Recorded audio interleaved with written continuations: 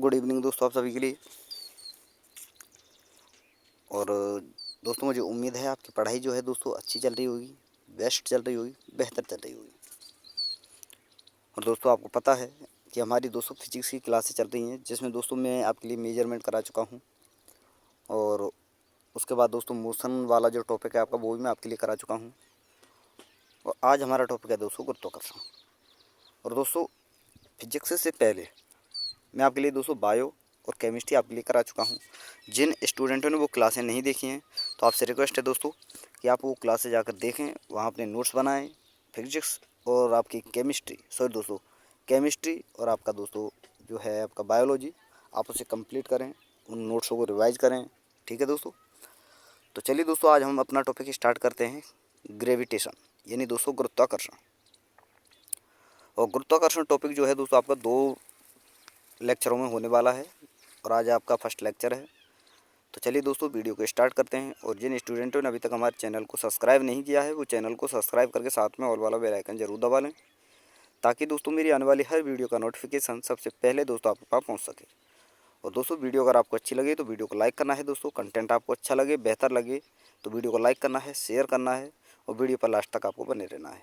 और अपने नोट्स बनाने हैं दोस्तों और सारी चीज़ें आपको अच्छी तरह से तैयार करनी है। तो देखिए दोस्तों टॉपिक है हमारा गुरुत्वाकर्षण यानी दोस्तों ग्रेविटेशन।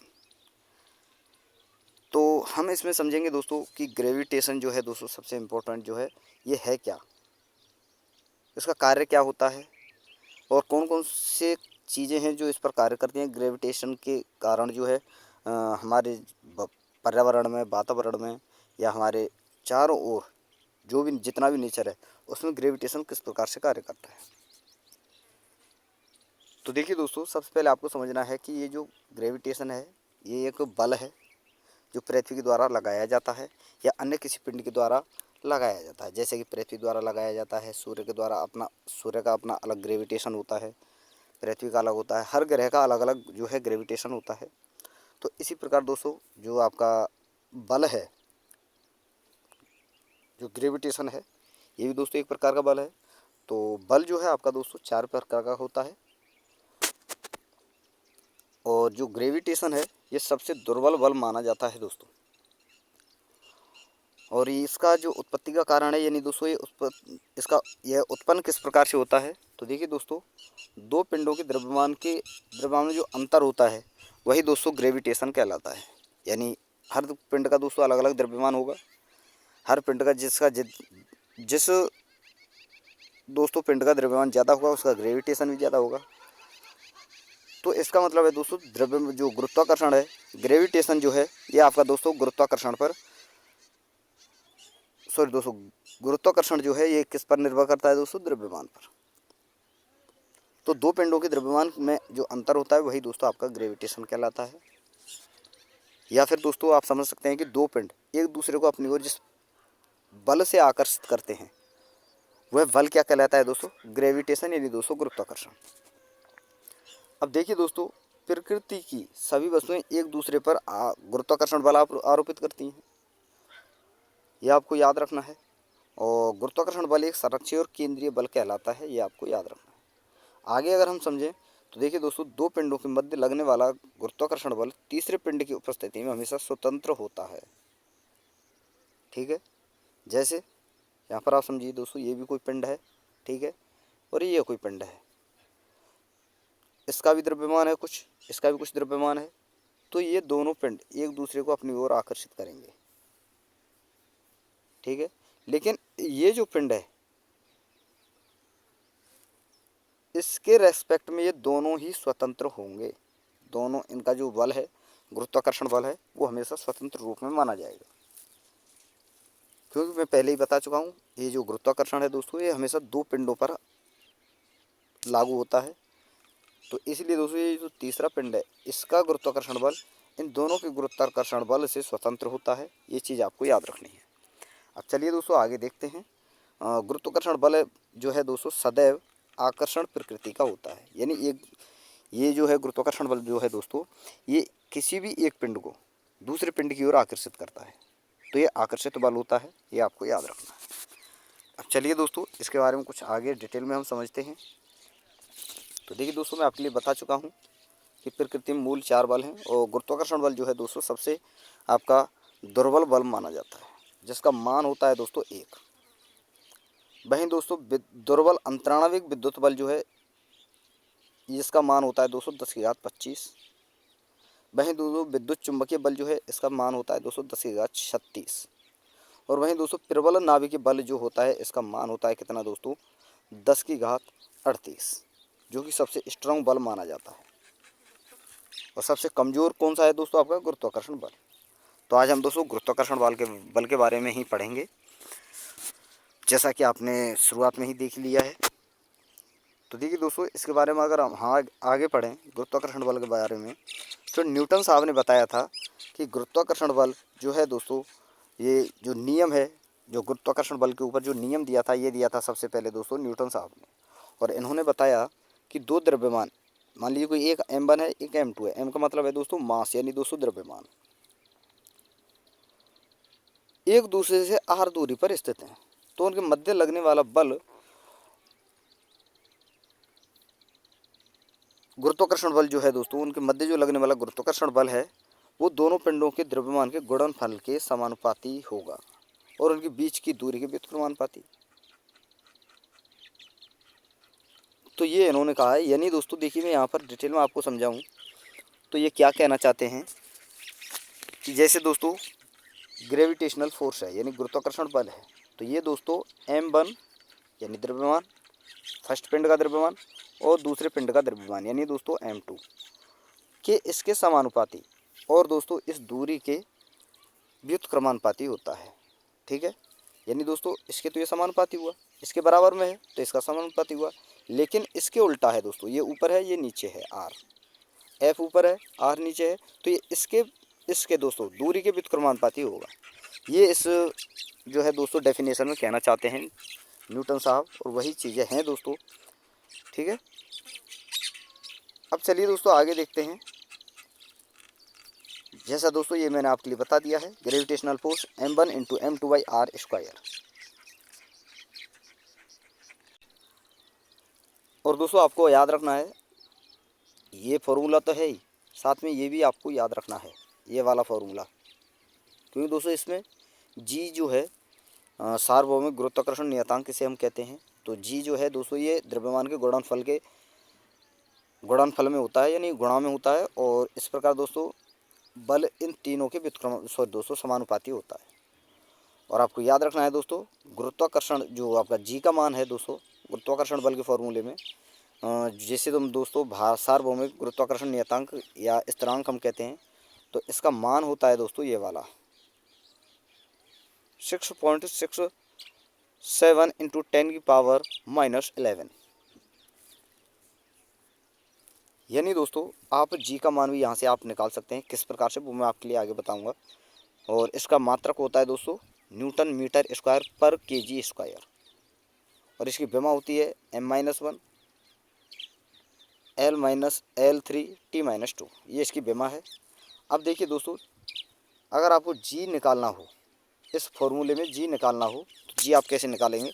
अगर यहाँ से आपको समझ में नहीं आ रहा है, हालांकि यहाँ पर दिया हुआ है, अगर यहाँ पर समझ में नहीं आ रहा है तो मैं आपके लिए बता देता हूँ दोस्तों। जैसे दोस्तों F बराबर होता है आपका G into m1 into m2, यही तो है दोस्तों y/r²। अब दोस्तों जी का मान हम निकालेंगे, तो देखिए दोस्तों r² जो है दोस्तों f के जो है मल्टीप्लाई में चला जाएगा, यानी दोस्तों गुणा में चला जाएगा। तो f हमने गुणा में कर दिया r स्क्वायर के। अब दोस्तों g को आप यहीं पर छोड़ दीजिए, ये चीज़ जो है गुणा में वो भाग में चले जाएंगे, भाग की चीज़ जो है वो गुणा में चली जाएगी। अब ये दोनों इसके नीचे आ जाएंगे, तो m1 इंटू m2। ठीक है दोस्तों, यहाँ क्या बचा आपके बराबर में g, तो g का मान ये हुआ दोस्तों।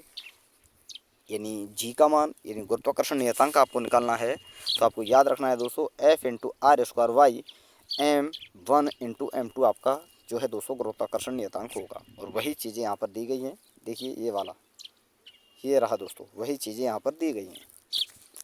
अब आपको समझ में आ गया होगा दोस्तों। और फॉर्मूलों को दोस्तों बड़ी अच्छी तरह से आपको देखना है, समझना है। क्यों दोस्तों, मैं आपके लिए पहले ही बता चुका हूँ, जितनी भी फिजिक्स है उसका दोस्तों 70%, 60 से 70% आप दोस्तों फॉर्मूलों से कंप्लीट कर सकते हो। फॉर्मूलों के आधार पर भी क्वेश्चन पूछे जाते हैं। किस प्रकार से? जैसे कि दोस्तों मान लीजिए आपसे पूछा जाएगा बल जो है किसके समानुपाती होता है? दो द्रव्यमानों के गुणनफल के समानुपाती, दूरी के वर्ग के समानुपाती, या फिर दोस्तों दो द्रव्यमानों के व्युत्क्रमानुपाती, या इनमें से कोई नहीं। इस प्रकार से प्रश्न पूछा जाता है। तो आपको हमेशा क्या करना है दोस्तों, बल जो है आपका, ये बल जो है दोस्तों, ये दो द्रव्यमानों के गुणनफल के तो समानुपाती होगा, लेकिन दूरी के व्युत्क्रमानुपाती। तो इस प्रकार से प्रश्न आपसे पूछे जाते हैं, तो ये आपको याद रखना है। अब चलिए दोस्तों आगे देखते हैं। अब आपका गुरुत्वाकर्षण बल खत्म हुआ। अब बात करेंगे दोस्तों गुरुत्वीय त्वरण के बारे में कि गुरुत्वीय त्वरण है क्या, क्या इसका फॉर्मूला होता है, क्या इसका, और पृथ्वी का द्रव्यमान क्या है, वो सारी चीज़ हम इसमें देखेंगे। तो देखिए दोस्तों, पृथ्वी की ओर गति करती हुई वस्तु के वेग में समय के सापेक्ष परिवर्तन की जो दर है दोस्तों, वो गुरुत्वीय त्वरण कहलाती है। एक चीज़ मैं आपको बता देता हूं दोस्तों, ये दर जो यहाँ पर लिखा हुआ है, इसका मतलब क्या है दोस्तों? इसका मतलब है, दर का मतलब होता है दोस्तों जिस चीज़ के सापेक्ष कोई पिंड गति कर रहा है, ठीक है, और उस पिंड के द्वारा जितनी दूरी तय की गई है, उस दूरी को ही हम दोस्तों दर के रूप में जानते हैं। यहाँ पर दोस्तों पृथ्वी बोला है तो पृथ्वी की त्रिज्या ली जाएगी, ठीक है। मंगल बोला होता, मंगल ग्रह, तो मंगल की त्रिज्या ली जाती। बृहस्पति ग्रह बोला होता तो बृहस्पति ग्रह की त्रिज्या ली जाती। तो इस प्रकार से होता है। अब दोस्तों फेंकी या गति करने वाली वस्तु के द्रव्यमान पर निर्भर नहीं करता। क्यों दोस्तों, द्रव्यमान जो है दोस्तों, चाहे आप किसी भी स्थान पर चले जाइए, चाहे आप पृथ्वी पर चले जाइए, चाहे आप सूर्य पर चले जाइए, चाहे आप चंद्रमा पर चले जाइए, पृथ्वी जो द्रव्यमान होता है दोस्तों हमेशा समान होता है। द्रव्यमान में कोई चेंज नहीं होता। तो आपको याद रखना है दोस्तों, गुरुत्वीय त्वरण यानी जी का मान अगर आपको निकालना हो, गुरुत्वीय त्वरण का मान आपको निकालना हो, तो आपके सामने फॉर्मूला होगा दोस्तों G M by R square. M क्या है दोस्तों, जी का तो मैंने आपके लिए बता दिया, सार्वभौमिक गुरुत्वाकर्षण नियतांक है, जो इसका मान होता है 6.67 इंटू 10⁻11। लेकिन ये तो एक था दोस्तों स्मॉल एम, ठीक है, जो कि द्रव्यमान होता है। लेकिन यहाँ पर दोस्तों कैपिटल एम का यूज किया गया है, तो इसका मतलब है दोस्तों ये हर ग्रह का अलग अलग द्रव्यमान होगा, तो इसलिए यहाँ पर दोस्तों कैपिटल एम का प्रयोग किया गया है। तो कैपिटल एम जो है दोस्तों, ये होता है आपका उस ग्रह का द्रव्यमान जिस ग्रह पर जो है दोस्तों कोई भी क्रिया हम कर रहे हैं, और उस ग्रह की त्रिज्या आर है दोस्तों, त्रिज्या ही तो दूरी होगी, तो उसका स्क्वायर। तो इस प्रकार दोस्तों गुरुत्वीय त्वरण अगर आपको किसी भी ग्रह का निकालना हो, तो आपको याद रखना है, एक तो आपका उस ग्रह का द्रव्यमान क्या होगा और उस ग्रह की त्रिज्या क्या होगी। अगर ये दोनों चीज़ें दी गई हैं, तो आप दोस्तों इस फॉर्मूले से जो है दोस्तों गुरुत्वीय त्वरण निकाल सकते हैं। और ये आपका दोस्तों सार्वभौमिक गुरुत्वाकर्षण नियतांक यानी दोस्तों जी का मान है, ये आपको याद रखना है। जैसे दोस्तों पृथ्वी का द्रव्यमान क्या होता है, 6 इंटू 10⁻24 kg, और पृथ्वी की त्रिज्या क्या होती है दोस्तों, 6400 किलोमीटर। ये दोस्तों पृथ्वी की त्रिज्या है, ये द्रव्यमान है। ये दोनों चीज़ें आपको याद रखनी है, और ज़्यादातर प्रश्न जो हैं दोस्तों पृथ्वी के रेस्पेक्ट में ही बनते हैं, तो ये दोनों चीज़ें आपको याद रखनी है। पृथ्वी का द्रव्यमान 6 इंटू 10⁻24 और पृथ्वी की त्रिज्या दोस्तों 6400 किलोमीटर। अब चलिए दोस्तों आगे देखते हैं। ये चीज़ें मैं आपके लिए बता चुका हूँ यहाँ तक दोस्तों। और ये जी जो है दोस्तों, ये जी जो है इसका मान हमेशा आपको याद रखना है, स्मॉल जी का 9.8 मीटर पर सेकंड स्क्वायर। और जी का मान अगर आपको चंद्रमा पर निकालना हो, तो पृथ्वी पर जो जी का मान है जो 9.6 है, जी का मान पृथ्वी पर, ठीक है, तो इसका बट्टे में 6 कर देना है आपको। तो ये आपका जो है दोस्तों जी का मान चंद्रमा पर आकर निकल जाएगा आपका। और चंद्रमा का द्रव्यमान निकालना हो, तो पृथ्वी के द्रव्यमान का दोस्तों 81 से डिवाइड कर देना है आपको, तो आपका पृथ्वी का द्रव्यमान निकल जाएगा। जैसे कि दोस्तों ये पृथ्वी का द्रव्यमान है, ठीक है, ये आ गया आपको समझ में। ये पृथ्वी का द्रव्यमान है, बटे में आप क्या सी कर दी, यानी 206 इंटू 10⁻24 वाई 81। तो ये दोस्तों आपका क्या हुआ, चंद्रमा का द्रव्यमान। तो ये होगा दोस्तों आपका चंद्रमा का द्रव्यमान। तो इस प्रकार से आप निकाल सकते हैं। अब चलिए दोस्तों आगे देखते हैं। अगला पॉइंट है दोस्तों सबसे इम्पोर्टेंट है। जैसे कोई व्यक्ति या बॉल वस्तु पृथ्वी सतह पर 2 मीटर उछलती है। पृथ्वी पर कितनी दोस्तों, 2 मीटर। तो चंद्रमा पर कितने मीटर उछलेगी, ये आपसे पूछा गया है। जैसे अर्थात 12 मीटर, या फिर दोस्तों उसका 6 गुना, क्योंकि दोस्तों चंद्रमा पर गुरुत्वीय त्वरण जो होता है पृथ्वी के गुरुत्वीय त्वरण का 1/6 होता है। जैसे दोस्तों ये 2 मीटर पृथ्वी पर है, इसका 1/6 बताया था मैंने, 1/6 हमने कर दिया।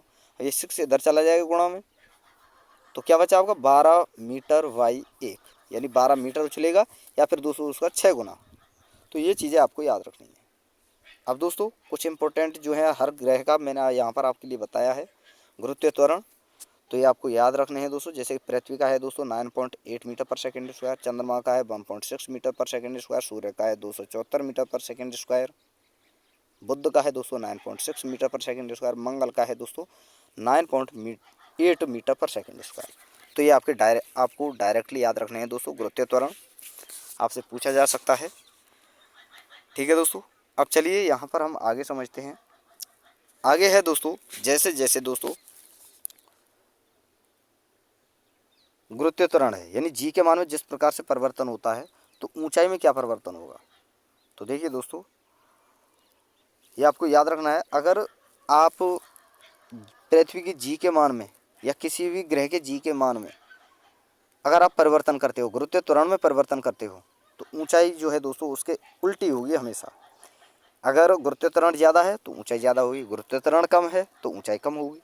सॉरी दोस्तों, गुरुत्वीय त्वरण ज़्यादा है तो ऊंचाई कम, और ऊंचाई ज़्यादा तो गुरुत्वीय त्वरण कम। तो अगर आपको हमेशा ऊंचाई के साथ जी में परिवर्तन दिया गया हो और ऊंचाई अगर आपको निकालनी हो, तो आपका फॉर्मूला क्या होगा दोस्तों, ये वाला, जी बराबर Gm/r प्लस एच का होल स्क्वायर। एच क्या है दोस्तों, सतह से ली गई ऊंचाई, यानी कोई पिंड है इस सतह से कितना मीटर ऊपर गया या कितना मीटर ऊपर उछला, इसे दोस्तों आप गहराई के रेस्पेक्ट में भी निकाल सकते हैं, ठीक है। और गहराई के साथ परिवर्तन तो आपको निकालना है दोस्तों जी कोष्टक 1 - d/r। इस प्रकार से आप निकाल सकते हैं, या फिर दोस्तों इससे भी आप निकाल सकते हैं। तो ये आपको सरल होगा दोस्तों सॉल्व करने में भी, तो आपको यही याद रखना है। अब दोस्तों ये जो जी है इसका मान अगर आपको निकालना हो, तो आपको क्या करना है दोस्तों, जी माइनस डब्लू का होल स्क्वायर, डब्लू का स्क्वायर इंटू आर और कॉस स्क्वायर थीटा। डब्लू क्या है दोस्तों, कोणीय वेग, यानी कोणीय वेग का होल स्क्वायर। आर क्या है दोस्तों, त्रिज्या का गुणनफल। और थीटा, कॉस स्क्वायर थीटा क्या है दोस्तों, कितने कोण पर जो है दोस्तों कोई भी वस्तु जो है उछल रही है, वो है दोस्तों थीटा। तो कॉस थीटा का मान आपको लेना है, और आपको याद रखना है दोस्तों ध्रुवों पर कि ध्रुवों पर घूर्णन कोण जो है दोस्तों 90 डिग्री, और कॉस 90 का मान जो है दोस्तों 0 डिग्री होता है। तो ये चीज़ हमेशा आपको याद रखनी है। अगर कॉस 90 आपको दिया हो तो आपको हमेशा 0 मान याद रखना है, ठीक है दोस्तों। अब चलिए दोस्तों, क्यों दोस्तों आपको पता है ये 0 यहाँ पर क्यों आया, यही मैं आपके लिए समझा देता हूँ। क्योंकि दोस्तों गुरुत्वीय त्वरण का जो मान होता है सबसे ज़्यादा होता है दोस्तों कहाँ, केंद्र में, और ध्रुवों पर सबसे कम। लेकिन वहीं दोस्तों गुरुत्वाकर्षण बल की बात करें तो वो ध्रुवों पर ज़्यादा और केंद्र में कम होता है। लेकिन दोस्तों जो गुरुत्वीय त्वरण होता है ये हमेशा ध्रुवों पर बिल्कुल शून्य होगा और केंद्र में सबसे ज़्यादा होगा, और इसीलिए दोस्तों ये 90 डिग्री का मान जो है दोस्तों 0 है यहाँ पर, क्योंकि दोस्तों ध्रुवों पर बोला है, और ध्रुवों पर जो आपका गुरुत्वीय त्वरण है इसका मान जो है दोस्तों 0 होता है। तो इसीलिए यहाँ पर दोस्तों 90 डिग्री लिया जाता है और इसलिए इसका मान 0 आता है। ठीक है। अब चलिए दोस्तों आगे देखते हैं। आगे है आपका, ये आपको मैंने बता ही दिया जी का मान। अब बात करते हैं दोस्तों भूमध्य रेखा पर। तो भूमध्य रेखा पर थीटा जो है दोस्तों 0 डिग्री के बराबर होता है और cos 0 का मान होता है दोस्तों 1। तो इस प्रकार दोस्तों अगर आपको भूमध्य रेखा पर जो है दोस्तों गुरुत्व त्वरण का मान निकालना हो तो आपके सामने फॉर्मूला है दोस्तों जी माइनस कोणीय वेग का होल स्क्वायर, कोणीय वेग का स्क्वायर बाई दोस्तों इंटू आर। नोट में आपको याद रखना है, बहुत इंपॉर्टेंट है, कि पृथ्वी के केंद्र पर गुरुत्व त्वरण का मान 0 होता है। ठीक है दोस्तों। अब चलिए दोस्तों आगे देखते हैं। पृथ्वी सतह से ऊंचाई पर जाएं या गहराई पर जाएं, गुरुत्व त्वरण में कमी आती है। और ऊंचाई पर गुरुत्वाकर्षण क्षेत्र के बाहर या गहराई में पृथ्वी के केंद्र पर गुरुत्व त्वरण 0 हो जाता है। और पृथ्वी सतह पर जी सर्वाधिक ध्रुवों पर और न्यूनतम कहाँ होता है दोस्तों, भूमध्य रेखा या विषुवत रेखा पर होता है। तो ये चीज़ें आपको याद रखनी है। और समुद्र पृष्ठ एवं 45 डिग्री अक्षांश पर जी का मान जो है दोस्तों 9.8 मीटर पर सेकेंड स्क्वायर होता है। तो ये चीज़ें आपको याद रखनी हैं दोस्तों, सारी की सारी इंपॉर्टेंट चीज़ें हैं।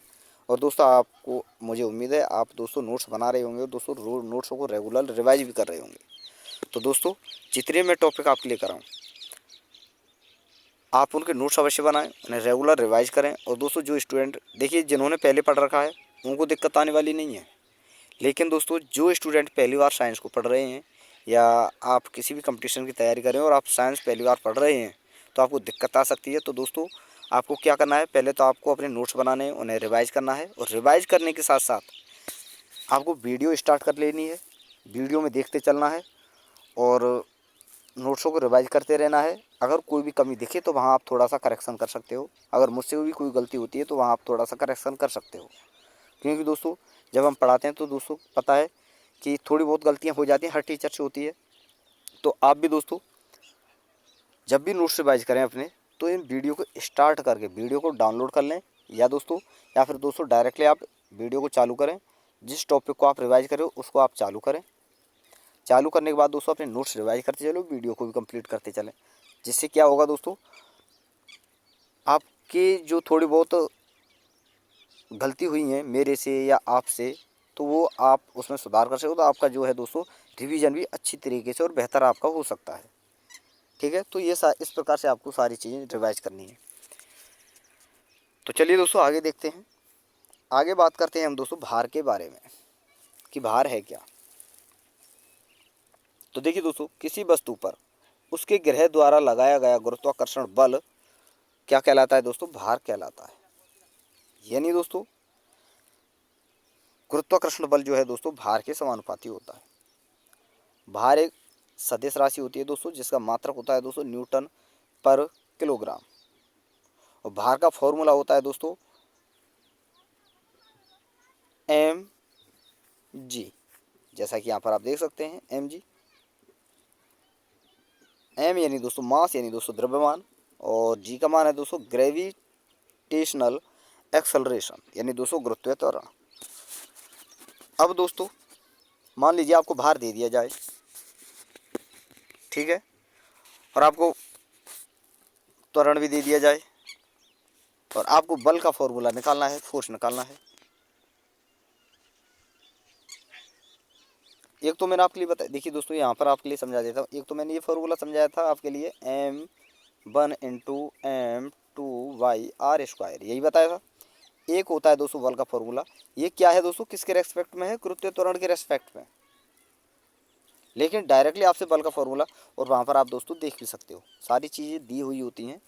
दूरी अगर आपको देखने को मिल जाए या फिर दो द्रव्यमानों की बात करते तो आपको ये फॉर्मूला लगाना है। केवल आपको द्रव्यमान दे और त्वरण दे तो आपको m इंटू ए ये वाला फॉर्मूला लगाना है। और अगर भार देकर बल का मान पूछे तो आपको क्या करना है दोस्तों, भार का मान होता है m इंटू जी। ठीक है। तो भार आपको दिया जाए, मान लीजिए दोस्तों 100 न्यूटन, तो 100 न्यूटन। जी का मान आपको याद रखना है दोस्तों, हमेशा 10 होता है, दिया होगा वहाँ पर। अगर दिया हो 10 तो आपको 10 मानना है, और नहीं दिया हो तो 9.8 मानना है। तो हम 10 से मान लीजिए यहाँ पर हम डिवाइड कर दें तो ये आपका 10 बचा यहाँ पर। तो 10 क्या है दोस्तों, द्रव्यमान का मान है। और त्वरण आपको पहले से दिया होगा। तो त्वरण क्या करेंगे दोस्तों, 10 इंटू जो आपको त्वरण दिया गया है, मान लीजिए 2 दिया है तो 2, तो बल क्या हुआ दोस्तों, 20 न्यूटन। तो ये इस प्रकार से आपको याद रखना है। तो इस प्रकार से आप क्वेश्चन को सॉल्व कर सकते हैं। और जो भी आपको दिक्कत है वो मैंने, अगर आपको कोई भी दिक्कत आए तो आप वीडियो को रिवाइज कर सकते हैं, फॉर्मूलों को देख सकते हैं। और दोस्तों आपको एक और अच्छा तरीका बताऊं, मैं जितने भी फिजिक्स के फॉर्मूले आपके लिए बता रहा हूँ वो उनको आपको क्या करना है दोस्तों, एक अलग से आपको फेयर में जो है दोस्तों 2-3 पन्नों में आ जाएंगे सारे के सारे फॉर्मूले। तो उन सारे फॉर्मूलों को आप एक तरफ किसी ना किसी दोस्तों पेज पर उतार लें या फिर दोस्तों लिख लें, और उन्हें दोस्तों रेगुलर आप रिवाइज करें। अगर आप फिजिक्स कंप्लीट करना चाहते हो उन फॉर्मूलों को रेगुलर रिवाइज करते रहें, ठीक है। तो इससे क्या होगा दोस्तों, आपको फार्मूले याद करने में भी आसानी होगी, क्वेश्चन करने में भी आसानी होगी। और फिजिक्स जो है दोस्तों, अगर आप न्यूमेरिकल कर लेते हो तो फिजिक्स जो है दोस्तों आपको क्या लगेगी, जो बोलते हैं ना, कुछ नहीं चुटकियों में सारी फिजिक्स सॉल्व कर सकते हो आप, अगर आप फार्मूलों को अच्छी तरह से रिवाइज कर लेते हो, समझ लेते हो। तो इसलिए बोल रहा हूँ फार्मूलों को अलग से लिख लेना है, अच्छी तरह से रिवाइज करना है। अब चलिए दोस्तों आगे देखते हैं। सॉरी दोस्तों, अब क्या है दोस्तों, ये सारी चीज़ें मैंने आपके लिए बता दी। अब आपको बात करते हैं दोस्तों, आगे बताता हूँ मैं द्रव्यमान के बारे में, कि द्रव्यमान एक अचर राशि है, अर्थात किसी पिंड का द्रव्यमान स्थान बदलने पर अपरिवर्तित रहता है, जो कि मैं पहले आपके लिए बता चुका हूँ। लेकिन जी का मान स्थान के अनुसार बदल जाता है। तो ये बदलेगा दोस्तों, जी का मान बदलेगा तो भार भी अलग अलग ग्रह पर और अलग अलग स्थान पर अलग अलग हो सकता है दोस्तों, यानी बदल सकता है। तो इसलिए दोस्तों आपको याद रखना है, जो भार है दोस्तों किस पर निर्भर करता है, जी पर, क्योंकि दोस्तों द्रव्यमान तो बदलता ही नहीं है, द्रव्यमान तो अचर राशि है, तो हमेशा जी पर निर्भर करता है भार। अब चलिए दोस्तों आगे देखते हैं। और नोट में आपको ये चीज़ आपको याद रखनी है दोस्तों, कि किसी वस्तु का भार पृथ्वी सतह पर सर्वाधिक होता है, और सतह पर भी सर्वाधिक कहाँ पर होता है दोस्तों, ध्रुवों पर, और न्यूनतम कहाँ होता है दोस्तों, भूमध्य रेखा पर। ऊंचाई या गहराई पर जाने पर भार घटता है, और पृथ्वी के केंद्र पर एवं गुरुत्वाकर्षण क्षेत्र के बाहर भार जो है दोस्तों शून्य हो जाता है। और इकाई द्रव्यमान के किसी पिंड पर लगने वाला गुरुत्वाकर्षण बल जी न्यूटन होता है। जैसे दोस्तों आपसे क्वेश्चन पूछा जाएगा, किस स्थान पर तौल वाली वस्तुएं खरीदना फायदेमंद होगा, तो कहाँ फायदेमंद होगा, जो जहाँ दोस्तों भार कम होगा। क्योंकि दोस्तों मान लीजिए आप ध्रुवों पर चले गए, तो वहाँ तो दोस्तों मान लीजिए कोई वस्तु है 1 किलो की, तो वहाँ मान लीजिए क्या पता आपको 5 किलो देखने को मिले। लेकिन दोस्तों वहीं अगर आप भूमध्य रेखा पर जाते हो और किसी वस्तु का भार है दोस्तों मान लीजिए 2 किलो, और आप भूमध्य रेखा पर गए, वहाँ मान लीजिए 500 ग्राम ही हो गया। और जैसे आप ध्रुवों पर आओगे, वही मान दोस्तों 2 किलो का ध्रुवों पर क्या है दोस्तों, मान लीजिए 2.5 किलो हो गया, तो आपको फ़ायदा है। कहाँ खरीदने पर, खरीदने की बात की जा रही है, कहाँ, भूमध्य रेखा पर। और बेचोगे कहाँ फ़ायदा होगा दोस्तों, ध्रुवों पर। तो भूमध्य रेखा पर कोई, क्योंकि वहाँ पर भार सबसे कम होता है। तो ये चीज़ें आपको याद रखनी है दोस्तों। और ये प्रश्न दोस्तों डायरेक्टली आपसे पूछा जा चुका है दोस्तों ग्रुप डी 2022 में। अब चलिए दोस्तों आगे देखते हैं। आगे है दोस्तों गुरुत्व गति में कमी, सॉरी दोस्तों गुरुत्वीय गति के समीकरण। तो गुरुत्वीय गति के कुछ समीकरण हैं दोस्तों, उन्हें भी आपको देखना है, समझना है। तो चलिए दोस्तों आगे देखते हैं। पहले हम डेफिनेशन पढ़ लेते हैं, कि ऊंचाई से नीचे की ओर आती हुई वस्तु के लिए जी धनात्मक होता है, तथा ऊपर की ओर जाती हुई वस्तु के लिए जी ऋणात्मक होता है। अर्थात ऊपर से नीचे की ओर बस्ती आती हुई वस्तु के वेग जो है दोस्तों प्रति सेकंड जी के संख्यात्मक मान के बराबर बढ़ता है, जबकि दोस्तों धरातल वेग पर सर्वाधिक वेग धरातल पर पहुंचने के तुरंत पहले होता है, और धरातल से जैसे ही टकराता है तो सबसे कम हो जाता है। तो ये चीज़ें आपको याद रखनी है। अब देखिए दोस्तों, गुरुत्वीय गति जो है दोस्तों उसके समीकरण है, और ये समीकरण आपको डायरेक्टली याद रखने हैं दोस्तों, ये वाले समीकरण। और इन्हें मैं आपको आसानी से याद करा सकता हूँ। पहले हम डेफिनेशन और पढ़ लेते हैं। क्या दिया गया है, कि ऊपर की ओर फेंकी गई वस्तु को प्रारंभिक वेग से देना होता है, और ऊपर की ओर जाते समय प्रति सेकंड वेग में जी के संख्यात्मक मान के बराबर कमी होती है, और ऊंचाई पर जाकर वेग जो है शून्य हो जाता है।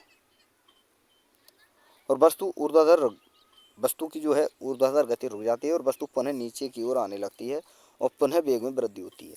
जैसे दोस्तों मान लीजिए ये कोई पृथ्वी की सतह है, यहाँ से आपको किसी पिंड में फेंका, मान लीजिए दोस्तों आपने फुल स्पीड पहुँच फेंका और आपने इस पिंड को जो गति दी और जिस गति से ये ऊपर जा रहा है, मान लीजिए यहाँ पर आकर दोस्तों ये गति है जो इस पिंड को दी गई जो गति है आपके द्वारा वो खत्म हो जाती है। तो यहीं से दोस्तों ये पिंड जो है अब गति दी, यानी दोस्तों किस वेग से आपने इसे फेंका, तो धीरे धीरे यहाँ तो अब मान लीजिए दोस्तों सर्वाधिक था और धीरे धीरे धीरे धीरे धीरे धीरे धीरे धीरे ये ऊपर जाएगी दोस्तों, यहाँ पर न्यूनतम हो जाएगी, यहीं से दोस्तों वापस आने लगी तो यहाँ पर वेग न्यूनतम हुआ। लेकिन जो दोस्तों जैसे ही नीचे की ओर आती है तो गुरुत्वाकर्षण बल के कारण इसका वेग बढ़ता चला जाएगा और एक बिंदु ऐसा होगा जहाँ पर इस बिंदु पर दोस्तों इसका वेग जो है दोस्तों सर्वाधिक होगा इस जगह, और जैसे ये पृथ्वी पर टकराएगी तो ये वस्तु पुनः रुक जाएगी और रुकने के बाद दोस्तों इस वेग में कमी हो जाएगी। तो वही चीज़ें वहाँ पर आपको समझाई गई हैं, ठीक है। अब रही बात दोस्तों इन समीकरणों की, आपको याद रखना है दोस्तों जिस प्रकार से आपने गति के समीकरण पढ़े थे, 3 समीकरण मैंने आपके लिए बताए थे, तो उसी प्रकार से दोस्तों ये समीकरण आपको याद रखना है। केवल और केवल यहाँ पर क्या है दोस्तों, जी के यहाँ पर जी का मान लिया गया है, वहाँ ए था, यहाँ पर जी था। और एक इम्पोर्टेंट और आपको याद रखना है कि प्लस के रेस्पेक्ट में दोस्तों जो है जो आपका हाइट है, इस फॉर्मूले आपको कोई चेंज नहीं करना है, ना तो यहाँ करना है ना ही यहाँ करना है। केवल दोस्तों आपको फर्स्ट समीकरण में अगर वस्तु नीचे आ रही है तो मान बढ़ेगा तो धनात्मक होगा और वस्तु ऊपर जा रही है तो मान घटेगा तो ऋणात्मक होगा। केवल फर्स्ट समीकरण और थर्ड समीकरण में आपको माइनस का चिन्ह यूज करना है। यहाँ पर अगर वस्तु ऊपर जा रही है तो नीचे आ रही है तो कोई चेंज करना ही नहीं है। तो इस प्रकार से आप इन समीकरणों को याद कर सकते हैं और ध्यान रख सकते हैं। एच की जगह यहाँ पर वहाँ डिस्टेंस था, यहाँ पर एच है दोस्तों हाइट है तो यहाँ पर एच रख लेना है। यहाँ पर जी की जगह वहाँ पर ए था तो यहाँ पर वहाँ ए रखना है हमने, यहाँ पर जी रखना है। बस इतना चेंज करना है और आपको इजीली याद हो जाएंगे। अब चलिए दोस्तों आगे देखते हैं। देखिए दोस्तों यदि एच ऊंचाई से किसी वस्तु को स्वतंत्र पूर्वक नीचे की ओर छोड़ा गया तो धरातल पहुंचने में लगा समय क्या होगा दोस्तों। अगर किसी वस्तु को एच ऊंचाई से छोड़ा जाता है तो आपसे पूछा जाएगा धरातल पहुंचने में इसको कितना समय लगेगा, तो कितना लगेगा दोस्तों 2h under root 2h Y जी, यानी कितनी ऊंचाई से छोड़ा गया है उस ऊंचाई को आपको उस ऊंचाई से दो का गुणा कर देना है और उसका अंडर रूट निकाल के दोस्तों बटे में जी का भाग दे देना है। जी का मान वहाँ पर आपको दिया होगा और नहीं दिया है तो आपको दोस्तों 9.8 मानना है, या फिर दोस्तों जिस प्रकार से वहाँ पर ऑप्शन दिए गए उस प्रकार से भी आप सॉल्व कर सकते हो। अगर पॉइंटों में दिया है तो आप पॉइंटों से निकाल कर देख लेना, अगर आप पॉइंटों को नहीं दिया है तो आप 10 से निकाल कर देख लेना। और नोट में आपको याद रखना है दोस्तों किसी वस्तु को धरातल पहुंचने में लगा समय वस्तु के द्रव्यमान पर निर्भर नहीं करता। अतः दो अलग अलग द्रव्यमान की वस्तुओं को समान समय पर समान ऊंचाई से नीचे की ओर स्वतंत्रता पूर्वक छोड़ा जाए तो दोनों वस्तुएं एक साथ धरातल पर आकर गिरती हैं। वेरी वेरी इंपॉर्टेंट है दोस्तों। लेकिन दोस्तों आपको याद रखना है यदि कोई पंखा, गुब्बारा, तिनका, कागज का टुकड़ा आदि हो तो वह देरी से पहुंचेगा। तो ये चीज़ें आपको समझ में आ गई होंगी दोस्तों। और अब हमारा लास्ट है दोस्तों लिफ्ट के बारे में हम समझेंगे कि यहाँ पर लिफ्ट में जो है दोस्तों त्वरण जो है आपका बल जो है किस प्रकार से कार्य करता है। तो देखिए दोस्तों लिफ्ट के बारे में अगर हम फर्स्ट केस समझे तो यदि कोई लिफ्ट एक समान वेग से या शून्य त्वरण से ऊपर या नीचे जाए तो अंदर खड़े व्यक्ति के भार में कोई परिवर्तन महसूस नहीं होगा, ठीक है। और वहीं दोस्तों अगर लिफ्ट ए त्वरण से नीचे की ओर आ रही हो तो भार भी नीचे की ओर होगा और इसमें दोस्तों कमी महसूस हमें होगी, क्योंकि दोस्तों जैसे आप नीचे आते हो तो आ क्यों रही है दोस्तों, गुरुत्वाकर्षण बल के कारण। लेकिन आपको पता है दोस्तों द्रव्यमान में कोई चेंज नहीं होता। लेकिन यहाँ पर क्या होगा दोस्तों, जैसे आप नीचे आओगे तो उस आपके भार पर जो है वायु का घर्षण बल कार्य करता है और उसी के कारण दोस्तों हमें यहाँ पर दोस्तों अपने भार में कमी नीचे आते समय कमी महसूस होती है। और जैसे ही आप ऊपर जाते हो तो जो है दोस्तों वहाँ पर भार हमें अधिक दिखाई महसूस होता है ऊंचाई पर, नीचे आते समय कमी महसूस होती है। लेकिन दोस्तों अगर कोई लिफ्ट शून्य तुरंत से नीचे या ऊपर जाए तो कोई महसूस नहीं होगा हमें, ना तो हमें यानी दोस्तों हमें भार में कोई परिवर्तन महसूस नहीं होगा। जैसा हम हैं, हमारा वेट है, वही चीज़ें हमें महसूस होंगी। अब बात करते हैं दोस्तों अगले केस के बारे में कि लिफ्ट अगर ए त्वरण से ऊपर जा रही हो तो भार भी ऊपर की ओर अधिक होगा, यानी भार हमें अधिक महसूस होगा। अगर अगला केस है दोस्तों, अगर लिफ्ट की डोरी अचानक टूट जाए तो हमें क्या होगा दोस्तों, भारहीनता महसूस हो। क्यों दोस्तों, हम जैसे ही लिफ्ट टूटती है, डोरी टूटेगी तो लिफ्ट नीचे की ओर आएगी, और नीचे की ओर आएगी तो क्या होगा दोस्तों, जो वायु का घर्षण बल है वो आपके द्रव्यमान बहुत तेजी से कार्य करेगा। तो इससे क्या है दोस्तों, लिफ्ट तो नीचे जाएगी लेकिन आपको अपने भार में कमी महसूस होगी। वही नीचे ही आएगी तो वही है दोस्तों, नीचे आते समय भार में कमी जो है दोस्तों महसूस होगी। अगला केस है दोस्तों, लिफ्ट ए त्वरण से नीचे आ रही हो और ए का मान जी से ज़्यादा हो। ए का मान यानी त्वरण का मान जी से ज़्यादा हो तो लिफ्ट के धरातल पर पहुंचने पर लिफ्ट में खड़ा व्यक्ति लिफ्ट की छत की ओर उछलेगा।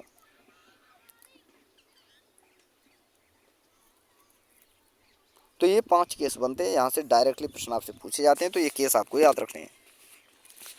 तो दोस्तों ये आपका फर्स्ट वीडियो था, यानी फर्स्ट पार्ट था आपका वीडियो का गुरुत्वाकर्षण से रिलेटेड। और अगला वीडियो दोस्तों आपको कल देखने को मिल ही जाएगी। और इन दोनों वीडियो में आपका दोस्तों जो है आपका गुरुत्वाकर्षण जो है दोस्तों आपका कंप्लीट हो जाएगा। और दोस्तों वीडियो अगर आपको अच्छी लगी हो तो वीडियो को दोस्तों लाइक कर देना है, शेयर कर देना है, ठीक है दोस्तों।